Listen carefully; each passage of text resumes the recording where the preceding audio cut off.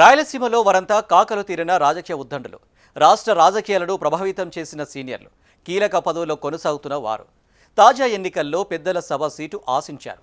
సీనియారిటీకి పెద్దరికానికి తగిన గుర్తింపు కావాలని కోరుకున్నారు. కొంతకాలంగా ఎవరికి వారు అధిష్టానం వద్ద మంత్రాంగం నడిపారు. పాపం కాలం కలిసిరాక ఒక్కరికి ఈసారి రాజ్యసభ సీటు దక్కలేదు. చేసేది లేక తీవ్ర నిరాశలో ఉన్నారట. ఇంతకీ ఎవరా నేతలు? వారి విషయంలో ఎందుకు అంచనాలు తప్పాయి? Watch the story. సీమ నేతలకు పెద్దల సభకు దారి దొరకలేదు. రాజ్యసభలో అడుగు పెట్టాలని ఆశించిన సీమవాసులకు ఆయా పార్టీలు చివరికి మొండి చెయ్యే చూపాయి. వారసత్వ రాజకీయాలతో ఒకప్పుడు కీలకంగా వ్యవహరించిన నేతలు పదవి కోసం ప్రయత్నాలు చేసినా ఫలితం లేకుండా పోయిందట. అధికార ప్రతిపక్షాల్లో పదవులు ఆశించిన కీలక నేతలకు నిరాశ ఎదురైందట. చివరి నిమిషం వరకు సీటు ఖరారని ఒకరిద్దరు పేర్లు బలంగా వినిపించిన అధిష్టానం నిర్ణయాలతో వారి అడ్రస్ గల్లంతైందట. ఆంధ్రప్రదేశ్ కాంగ్రెస్ కమిటీ అధ్యక్షురాలిగా వైఎస్ షర్మిల కొనసాగుతున్నారు. గత సాధారణ ఎన్నికల్లో కాంగ్రెస్ పార్టీ నుంచి ఆమె కడప పార్లమెంట్ స్థానానికి పోటీ చేసి ఓడిపోయారు. అంతకుముందు 2021 జూలై 8న తన తండ్రి వైఎస్ రాజశేఖర్ రెడ్డి జయంతి సందర్భంగా తెలంగాణ వైఎస్ఆర్ పార్టీ పెట్టారు. తెలంగాణ అసెంబ్లీ ఎన్నికల్లో పోటీకి ఆమె సిద్ధమయ్యారు. సుదీర్ఘంగా పాదయాత్ర చేశారు. 2024 జనవరి 4న ఆమె పార్టీని కాంగ్రెస్ పార్టీలో విలీనం చేశారు.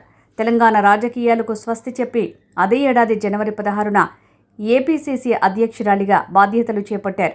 పార్టీని విలీనం చేసే సమయంలో ఆమెకు అధిష్టానం రాజ్యసభ సీటు ఇస్తామని హామీ ఇచ్చిందని ఆ పార్టీ నేతలు చెప్తున్నారు. ఇటీవల రాజ్యసభ నామినేషన్లకు ముందు ఆమె తన భర్త అనిల్తో కలిసి ఢిల్లీలోని ఏఐసీసీ పెద్దలు రాహుల్ గాంధీ, మల్లికార్జున ఖర్గేను కలిశారు. తనకు కర్ణాటక కోటాలో రాజ్యసభ సీటు కేటాయించాలని కోరారు. అధిష్టానం షర్మిల విజ్ఞప్తిని పరిగణనలోకి తీసుకుందని, ఆమెకు రాజ్యసభ సీటు దాదాపు ఖాయమని పెద్ద ఎత్తున ప్రచారం జరిగింది.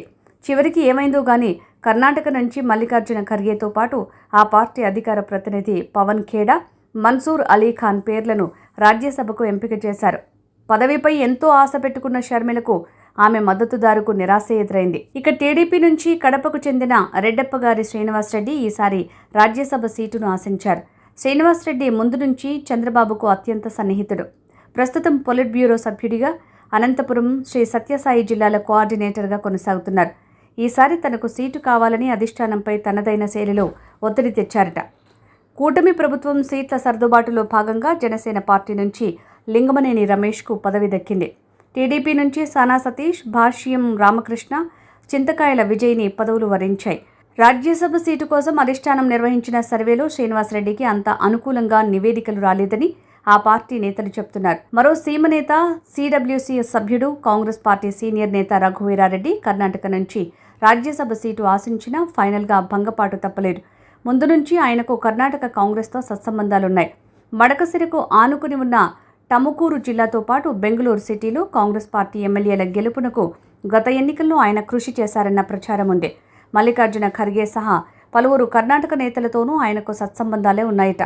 ఈ నేపథ్యంలో ఆయన ఢిల్లీకి వెళ్లి తన ప్రయత్నాలు సాగించినా ఫలించలేదని ఆ పార్టీ నేతలు చెప్తున్నారు. గత ఎన్నికల్లో రాజంపేట ఎంపీ అభ్యర్థిగా కూటమి తరపున బరిలో నిలిచిన ఓడిపోయిన నల్లారి కిరణ్ కుమార్ రెడ్డి ఈసారి బీజేపీ నుంచి రాజ్యసభ సీటు ఆశించారట. పార్టీలోనూ ఆయన పేరు ముందు నుంచే ప్రస్తావనకు వచ్చిందన్న ప్రచారం జరిగింది. మాజీ సీఎంకు రాజ్యసభ సీటు ఈసారి గ్యారంటీ అని ఆయన వర్గం భావించిందట. కూటమి పార్టీల మధ్య సీట్ల సర్దుబాటులో భాగంగా ఈసారి బీజేపీకి అవకాశం దక్కలేదు. 4 రాజ్యసభ స్థానాల్లో 3 టీడీపీ, 1 జనసేనకు కేటాయించారు. ఫలితంగా నల్లారి వారి ఆశలు అడియాసలయ్యాయట. ఉమ్మడి ఏపీకి ముఖ్యమంత్రిగా పనిచేసిన అనంతరం ఆయనకు రాజకీయంగా కాలం కలిసి రావటం లేదట. గత ఎన్నికల్లో లోక్సభ స్థానానికి పోటీ చేసి ఓడిపోయిన ఆయన అంతకుముందు కొత్త పార్టీ పెట్టి విఫలమయ్యారు.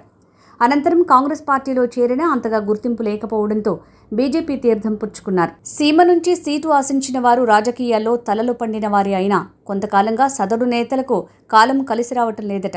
నామినేటెడ్ పదవుల విషయంలో వీరి ప్రయత్నాలు ఫలించటం లేదట.